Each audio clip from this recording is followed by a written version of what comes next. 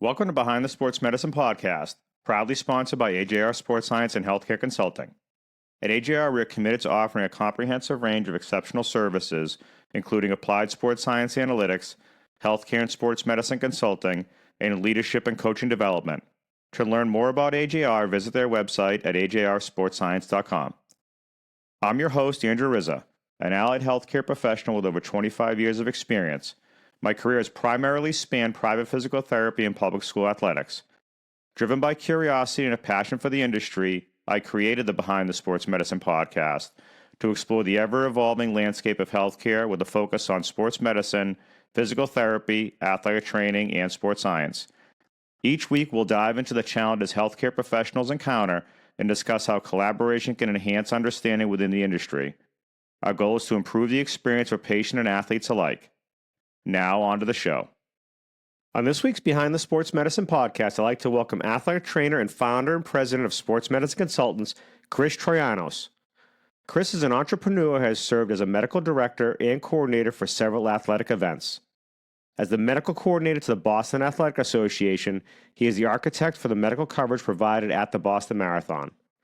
He has over 48 years' experience when it comes to the medical care and public safety for a number of endurance events.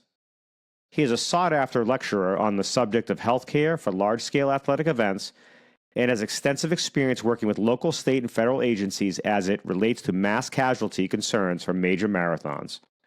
Chris has an excellent track record when providing road race medicine as a result of his many years as the medical coordinator of the Boston Marathon. From 1977 to 1995, he has volunteered as the coordinator of athletic training services for the Boston Athletic Association. Since 1996, he has taken on a leadership role organizing a medical committee of over 50 medical professionals and another 1,800 on-site medical volunteers. He has been the primary liaison to the various cities and towns supporting the race. His partnerships and relationships building skills have created strong ties with the Department of Public Health, the Massachusetts Emergency Management Agency, and 10 participating hospitals. His ability to bring people together and forge relationships has truly allowed a number of competing agencies to act as one during this historic marathon. Now, on to the show. Hi, everybody. Welcome to this week's Behind the Sports Medicine podcast with Chris Troyanos. I was introduced to Chris as a sophomore athletic training student from Northeastern University, and he showed me what it was like to become an athletic trainer my first semester as clinical student. I felt like he was going to be a great guest to come on and talk about the marathon and his path as an athletic trainer. So, Chris, thanks for coming on. I know you're a busy man, and like to hear a little bit about your background as an athletic trainer and where you are today. So, Andrew, again, thank you for the opportunity. It's great to be with you and the audience. You know, when you go back when we first met, again, that was a long time ago, and a lot has changed, and we've come a long way, but achieved so much. So it's kind of nice to be able to reflect and look back. You know, as you know, I'm a certified athletic trainer. Have been one since, I think, 1979. When I first started at Babson College, I became licensed in, I think, 81 or something of that nature. But, you know, been pretty much in the college ranks for a long period of time. For, I think, about 26 or 27 years. And then a couple of years, 2 or 3 at LaSalle College. A little stop in between doing some fundraising at Children's Hospital. Obviously, for the most part, I've been working as the director of a company called Sports Medicine Consulting. Yeah, that's great. And I think it shows kind of the evolution of what athletic trainers, you know, kind of go through being on the front lines of practice, working into consulting, and then moving forward into other phases of their life. Just because you're not practicing on the sideline doesn't mean you can't, you know, provide that care by consulting and helping others. So it's great to see that you're still involved this late in your career. I appreciate that. I think, you know, I look back to my early part, and again, before I even became a certified athletic trainer, I don't know if you remember the old Kramer clinics. So that's where I first got introduced to it. Well, I knew what I wanted to do, and I knew I wanted to go to Northeastern University. So Kramer had a clinic in the summer. It had basically what I think you and I would consider the all-stars of athletic training at its time, between Jack Baines, Coco, Frank George, Dick Malachy. I keep going. I mean, just absolutely outstanding athletic trainers. And I remember during the first lecture, the evening that we got there, it was Frank Jordan. And Frank really downplayed basically what it was like to be an athletic trainer in the sense that, if you weren't into traveling a lot of hours, probably not getting paid a lot, this wasn't the profession for you. And that the discussion of not getting paid a lot really stuck with me because I didn't want to have to struggle and have a profession that I loved and not be able to raise a family. And, I go back and I ever see Frank George at conventions and the like, I thank him for that comment because that really motivated me. I think you'd agree that, and I don't mind saying this, that I am definitely what I would consider a non-traditional athletic trainer. Granted, yeah, 25, 26 years at Babson College, but I'll be honest with you, I got bored really easy. Yeah. Standing on the sidelines, practices, games, I mean, loved it, don't get me wrong, but I was always looking for that what else. And, back then, I was doing things like I became the athletic department photographer, where we got a digital camera and I started taking pictures of all the athletic games while I was covering the game. Kept me good. And then eventually I morphed into fundraising. So I started to become the fundraiser for the athletic department, and then eventually became the assistant athletic director, and then moved into fundraising a little bit more in depth. So again, it was my ADD of athletic training. I just couldn't sit still, that I wanted to do something different, which eventually led to the consulting. Yeah, and it's interesting you say that because I remember kind of vividly going through Northeastern, and Chad Starkey, our director at Northeastern at that time, he said you have to love it for what it's worth and what you provide for athletes every single day of the week. And you're going to be working long hours, and you're going to work weekends, and you're going to work holidays. For me, it resonated because I really wanted to get into medicine at some level, and a new athletic training was it for me. Just because I liked working with the active individual. And then, meeting you and meeting Jamie Musler and meeting Emmo over at Harvard and having those experiences through my undergraduate career kind of sparked me to want to learn and do more. And then I got, being in your facility, working with you and Dominic Solfaro back in the day is how I got my start at sports and PT, because Dominic was working for Carl and Craig. And Dominic and I bumped into each other at an EATA when I was a senior, and he said to me, "Hey, what are you doing after graduation?" I said, "I'm got to look for a job." He's like, "Well, we're hiring an AT. Why don't you apply?" And that's how I got my start. And fast forward 30 years later, I'm in the same clinic, different company, but I'm still rooted in Wellesley, Massachusetts, and I'm still working for the town of Weston. So for me, it was definitely a good experience, and I wouldn't pass it up for anything in the world. I think it's a great career. No, it is. But I think, would you not agree that, and I'm going to throw this on our profession, the NATA, and maybe some of the old guard, that we had to accept it. And I think we would both agree that you don't have to accept it. Mm-hmm. There are other ways to do this, to do it well. And I think that approach, in my opinion, held us back for too long and is still holding us.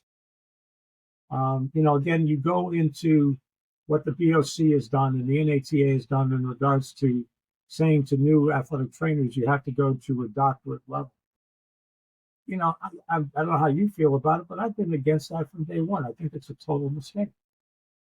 In regards to, you do that, you're spending all this extra money, but you're coming out and still making $40,000, $45,000, $50,000 and killing yourself. Yeah, no, I have to agree. I have one former student that went back to get his DAT, and I haven't spoken to him yet on his thought process on if that's helped him or not. And quite frankly, I can tell just like looking at salaries that depending on where you are, it's probably not going to elevate because, you think about it, it all comes down to the funding that the university or college, high school, professional level team has for you as an athletic trainer. But I think in most part, it's being able to communicate your value and show your value to that organization to be able to get more money. And I think as we get more seasoned or become better at our craft, we can do that. And then, hopefully demand more, but it's going to take, and it's still taking a lot of time. And a lot of that is I think there's a lot of, legislation restriction too within certain states, which also holds back some of the care that you can provide, which is, as you know, it's been going on for years and years and years and years. Well, again, I could agree there was for a long period of time when we were young, when we were in the middle part of our career, the supply and demand, there was a ton of athletic training. And, either you accepted a $32,000 a year job or someone else did. And, granted, I understand what the BOC and the NAT did to try to reduce some of the curriculum programs. I think unfortunately, a lot of good ones went, out the door. I mean, Northeastern BU being two of them. I'm really shocked that particularly BU is no longer with us. It's too bad. Yeah. But, there has to be a better approach. And I don't know what the answer is, but it's getting better. Don't get me wrong. But if a young student said to me, I want to go into medicine, my options are AT, PT, PA. What would you recommend? I'd have a little hesitancy in recommending being an AT.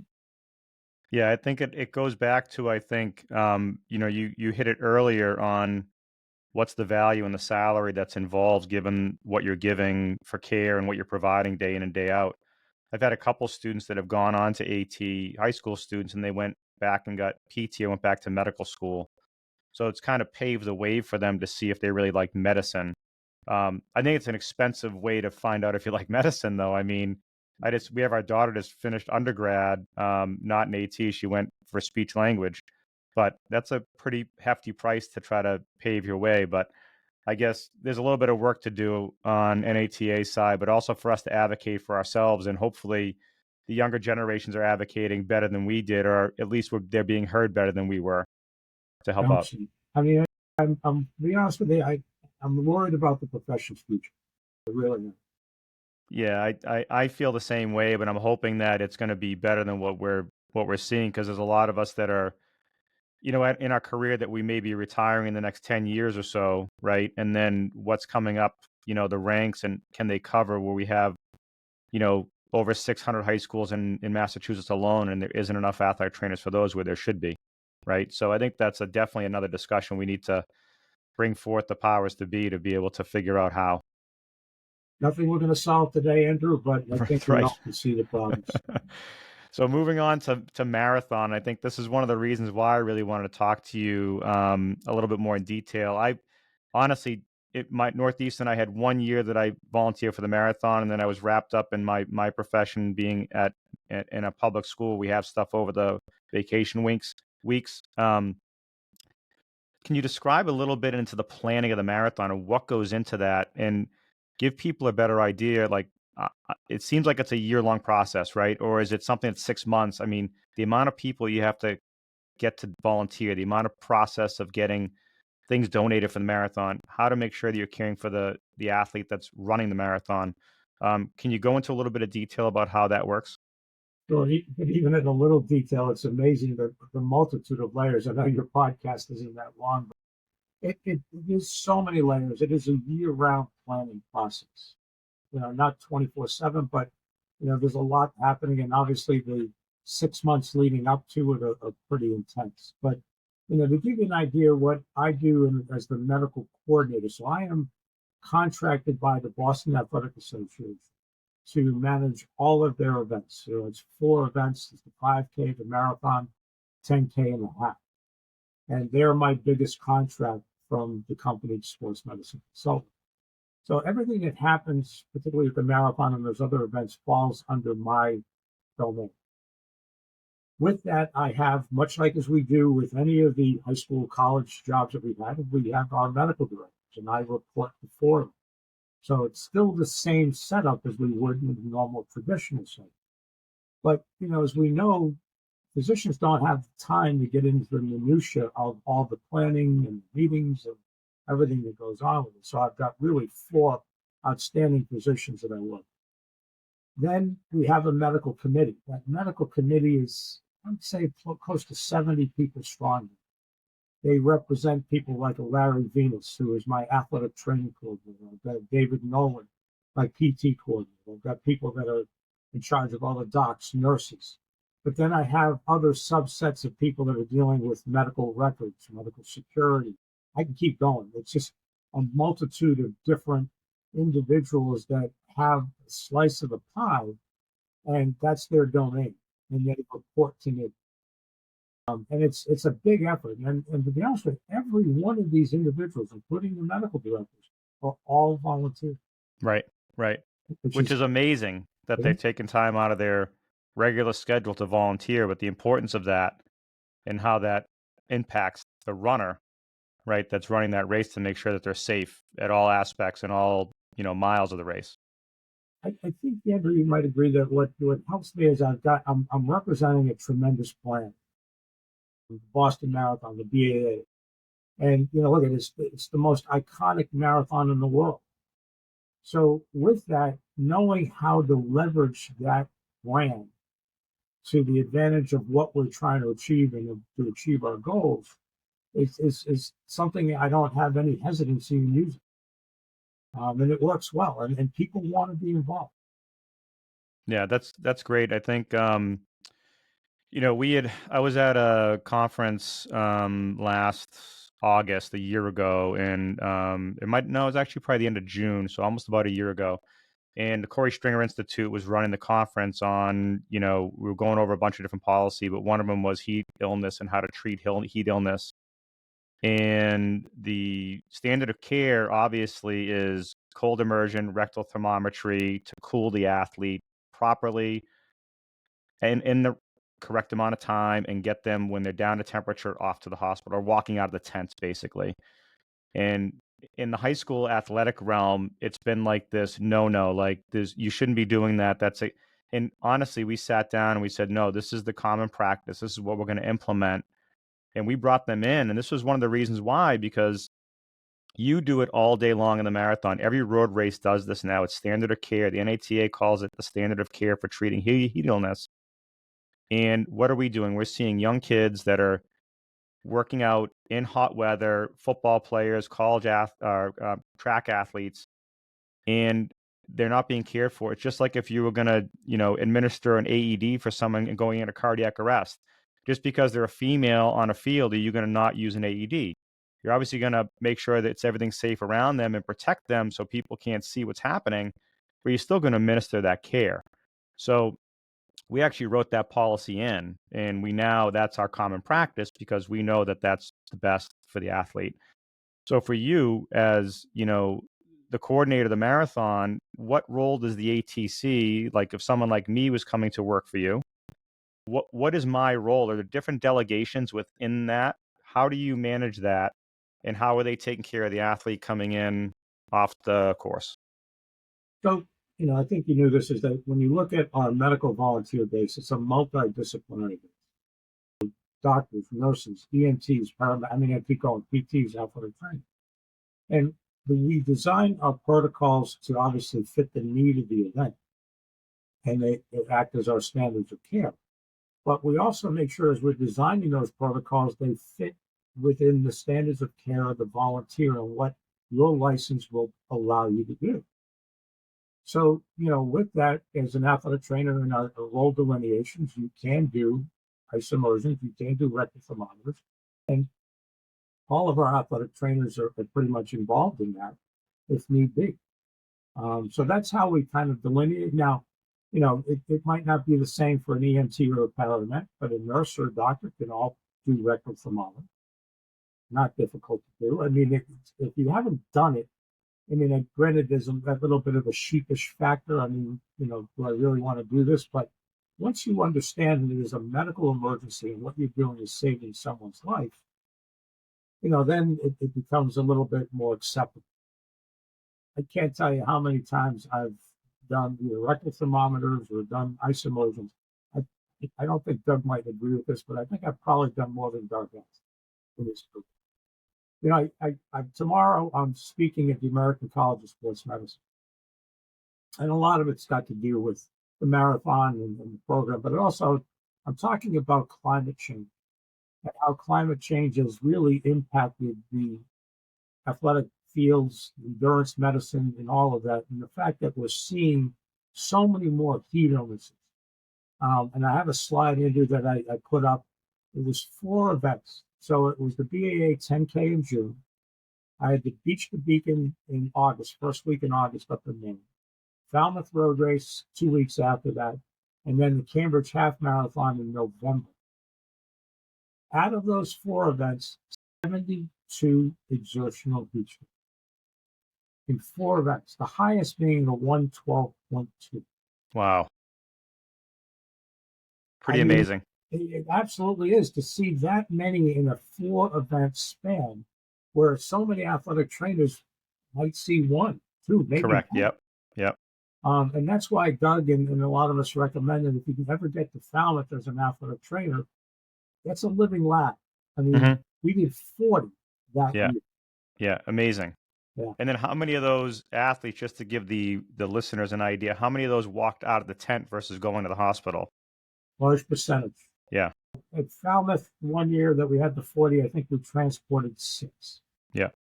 And that's the overall goal when we design these medical programs is that, look, we want to be able to do what we can on site and not be an impact to the local EMS or hospitals for the general public.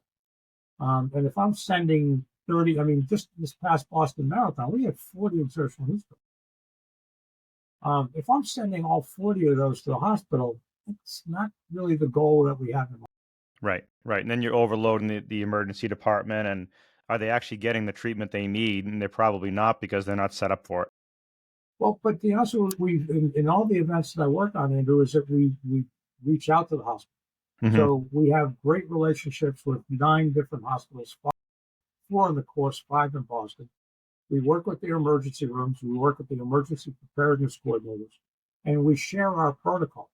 And in many cases, they'll ask us for an ice immersion tub or, like data therms or whatever we have.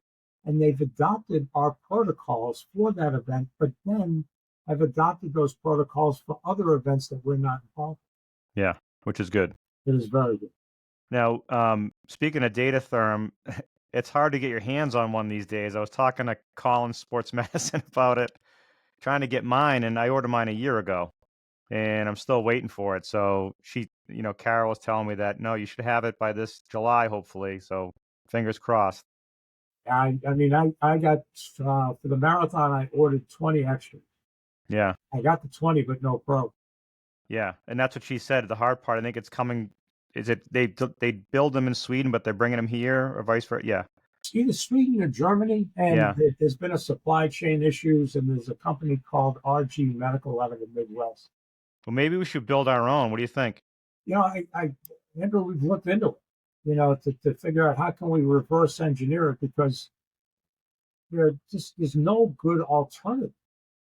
I think that when I talked to RG Medical, there's only one group that has more data therms than I do, and that's the U.S. government. Yeah, I'm sure for all the military. Yeah. So, I'm the second largest owner of the probes and the thermometers. I think we've got roughly around 60 to 65. Well, I may be calling you to borrow one before the marathon. Happy to help out. Hopefully not. Hopefully they'll send me mine. As far as the route, when you think of the marathon, it's 26.2 miles, right? How do you station on the route? Like, how does that look from a medical coordinator's standpoint? And are there rovers along the route? There's stations that people can drop into. How does that look? So, the route obviously from west to east, it's 26.2 miles, as you mentioned, but it goes through 8 cities and towns. And that creates a massive challenge for me, because now I'm dealing with 8 different police, fire, public safety agencies, EMS agencies that have certain coverages. And each of those cities and towns will have certain requirements that I have to adjust to. But for the amount of time I've been doing this, I've got great relationships with all of those chiefs. So they trust us and they won't know what we're going to do. So we have 26 medical stations along the course. They're not evenly spaced. They're more really backloaded from Wellesley into Boston. But they're situated strategically so that we can get an ambulance to and out relatively quickly, whether it be on the north or south side of the course. Because as you can't cross over that course with the exception of maybe one area. Yeah. Which is Route 9. So we have to be able to situate them so that the ambulance, if they're going to a certain hospital, can go without impacting the course itself. The 26 stations, they're the smallest ones we have are 20 by 20 tents, largest are 20 by 40. They all have physicians, nurses. So what I have at the finish line, these are just smaller sub-satellites of what I have in Boston. They're able to do basically everything that we can do. Well, actually, that's not 100%. So 12 of them are IV capable. Okay. And our protocol is such as we don't do an IV unless we know what that blood sodium. So they all have point of care ISTATs to determine blood chemistry. They all have AEDs, 12 leads, everything they need, and all the general supplies. Each of the 26 medical stations then has what we call proceed-out teams. Teams of two, usually an EMT paramedic, that will go east or west of that tent to roam or pick up anyone that might have gone down. They'll have a wheelchair, they can bring that individual back. Then there are a multitude of ATVs or gators out there, some that my company supplies, others are supplied by the state. And then we have public safety up and down the route. Mm-hmm. That's good. I think that's, if you think about it, like you said, traveling over, the marathon route's impossible. We have to shut our clinic down because nobody can get to it. Exactly. So that's a hard, we know what it's like. So it's nice that you have the towns that are able to be your eyes and ears on the course and then get them to where they need to be. Now you mentioned gator response. Now it kind of leads me to the next question. Can you tell us a little bit about rapid response gators and your role with working with them with sports medicine consultants and how that has been a part of your road race or event staffing? Well, if I could, I'll start with sports medicine consultants to give folks an idea of what that is. So I started that company, I think, in the early 1980s. Because at the time I was doing camps, I needed a place to put the funding, and I could do deductions when I was an LLC or was incorporated.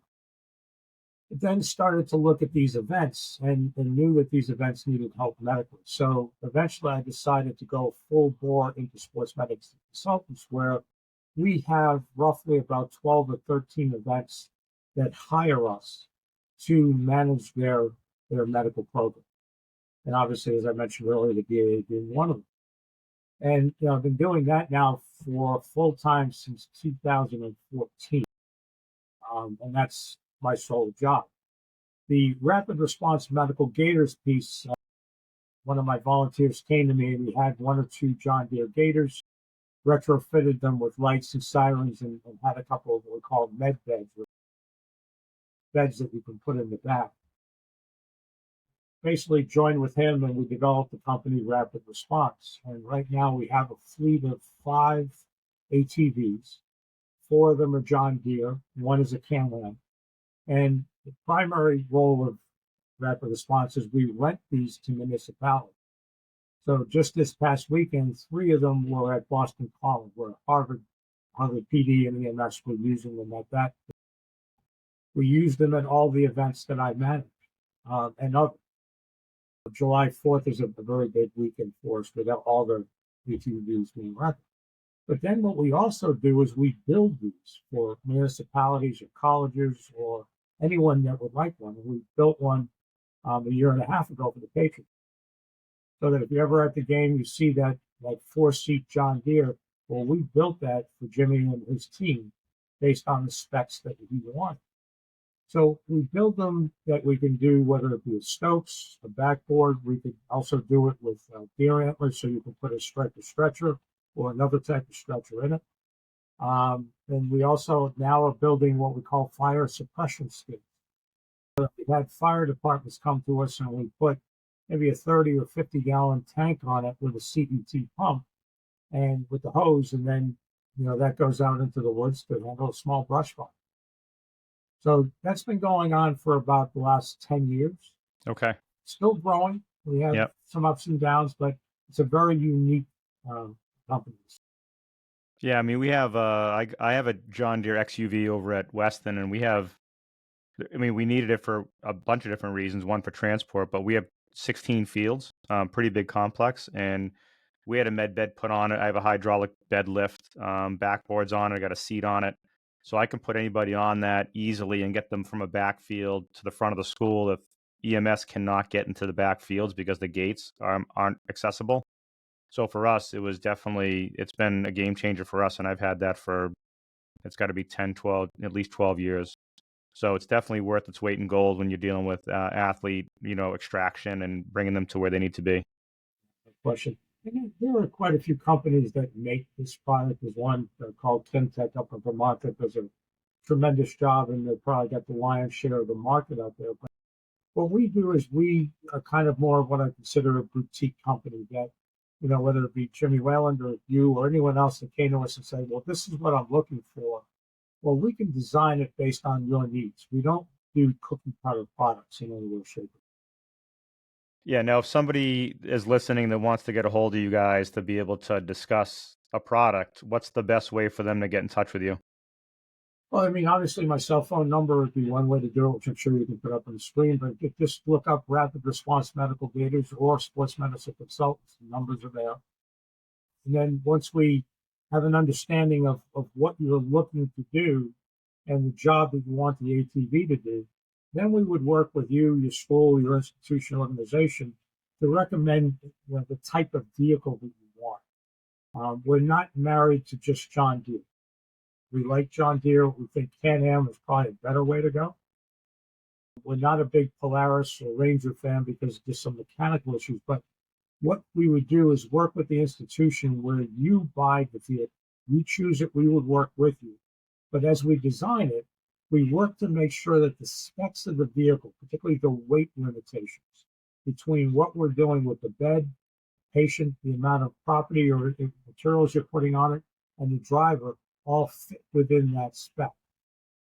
And then No, we that's guarantee to work for at least 3 years. Yeah, that's fantastic. And I saw, a couple of your products online and they look pretty flashy with the diamond plate and they look good. Mine, I might need to do a refresh on mine, so I may be calling you to come do that for me.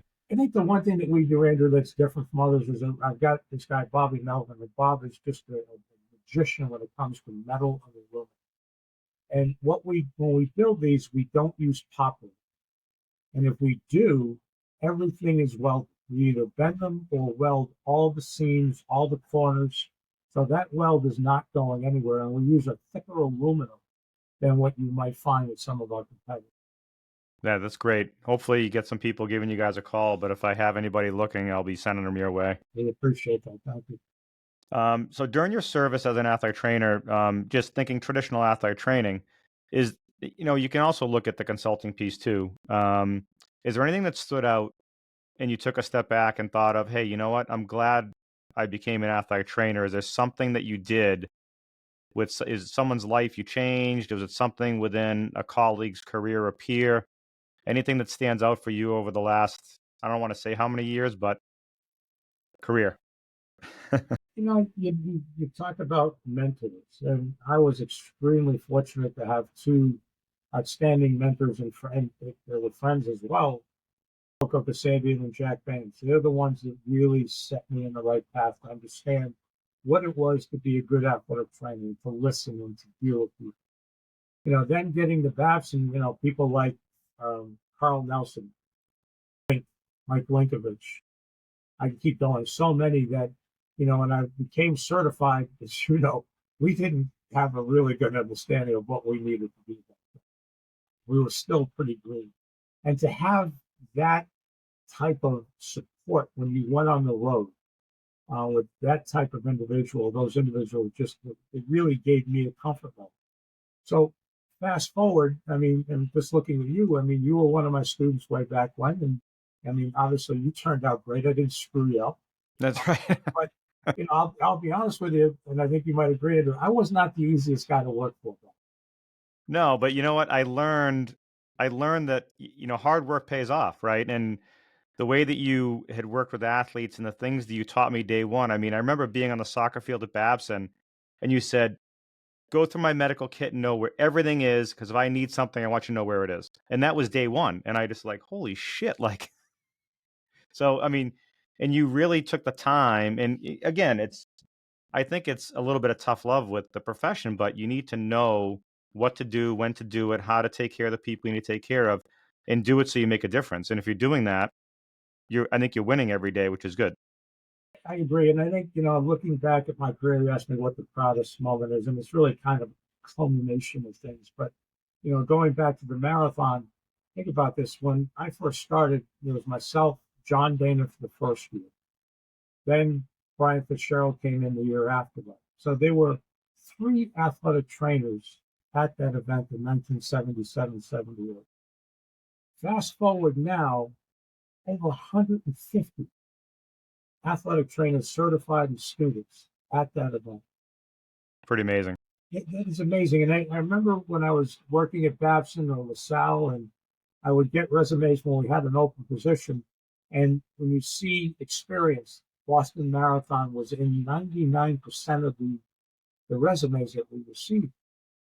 So I love that, fact that we touched so many people. I look back at the number of certified athletic trainers that come from all over the world, particularly the U.S., to come visit us. I mean, Marge Albaum, Ron Corson. There's so many individuals that wanted to experience it and came to visit us. But really, when I look at it, it's the students that are there now and have been for the past couple of years, that they come from distances. I mean, Ray Castle has been bringing up students from before they left Louisiana. We get people from Chicago, Washington, all over the country, where preceptors bring their students with them to gain that experience. That to me is if I look at one thing that I am very proud of, is the fact that we've touched those students and helped them get on their career. I don't think there's anything better. That's amazing. I mean, you guys do a great service, and that's one thing that it's great to have that many athletic trainers helping out on a medical team to be able to provide that service to the runners, and I think it's amazing. So thank you for doing that. If you had a student that was, and we talked a little bit about the athletic training piece at the beginning, but if you had a student come to you and they would, wanted to become successful in the career of athletic training, and is there something that you would pass on to them that would kind of help kickstart or at least put that perspective into their mind on, hey, this is something you should think about in order to become a great athletic trainer, or something to be able to get better at becoming an athletic trainer? What would that be? Tough thing. I think if I could, maybe it's take a little bit of a turn on that one, but student comes to me and says, like, I want to be in the profession. What should I do? What advice can you give? And the first thing I say to them is, well, where do you want to be when you're 35, 40, 50 years old? Mm-hmm. How does your family play into it? And then I circle around to the demands of the position, the hours, the travel, the pay.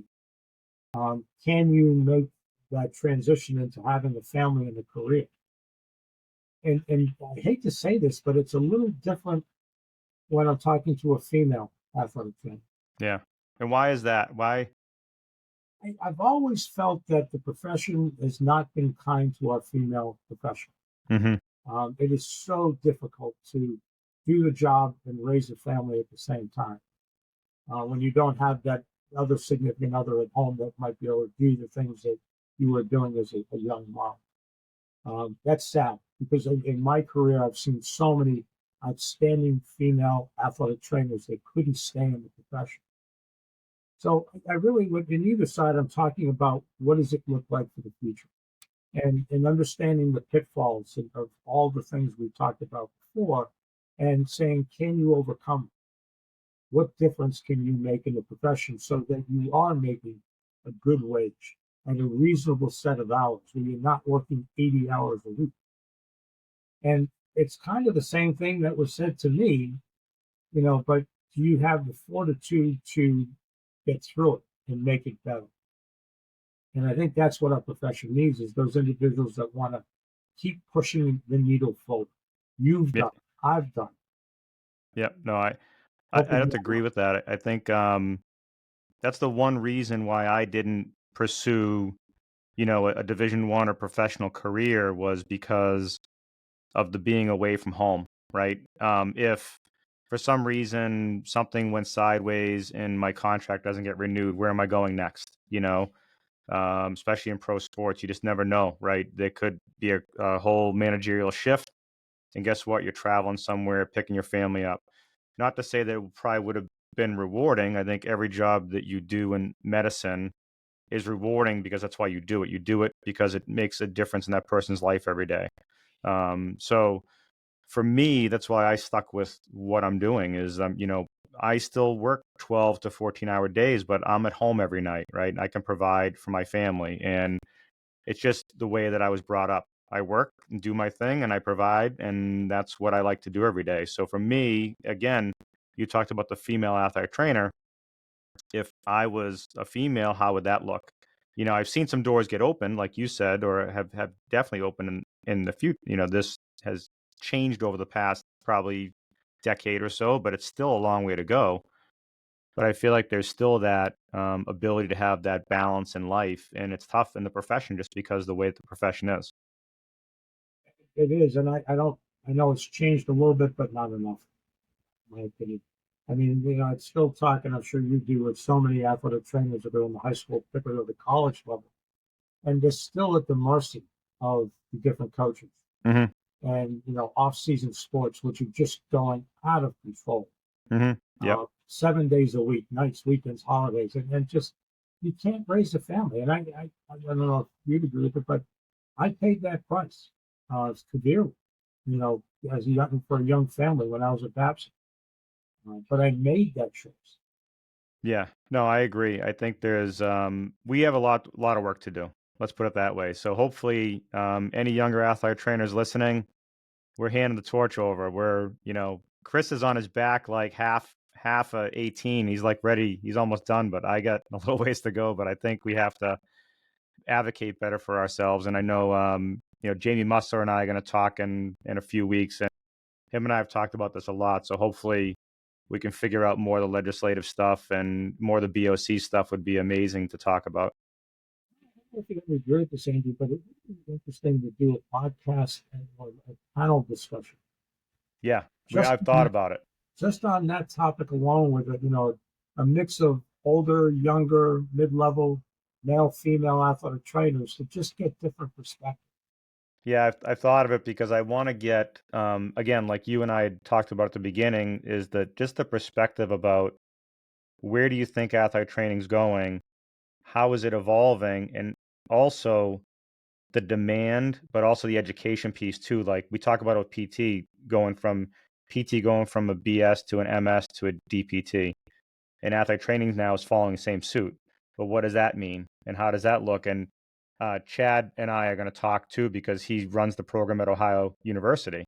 So him and I are going to get into the weeds, I think, on the education piece. So we're going to see what we can drag out of that conversation. So it should be a good one. Yeah, I'd be curious to see what he says on that one. Yeah, that'd be great. Well, Chris, listen, I truly appreciate you coming out today. I know you're a busy guy, and you probably want to, make sure you have a data therm for me when I need one in August. But again, thanks again, and I'll be in touch. I appreciate your time. Andrew, thank you. Have a great day. And if you do need something, please let me know. Thank you for tuning in to the Behind the Sports Medicine podcast, proudly sponsored by AJR Sports Science and Healthcare Consulting. At AJR, we are committed to offering a comprehensive range of exceptional services, including applied sports science analytics, healthcare and sports medicine consulting, and leadership and coaching development. To learn more about AJR, visit their website at ajrsportscience.com. This is your host, Andrew Rizza. If you enjoyed today's episode, give us a like, comment, and share it on social media.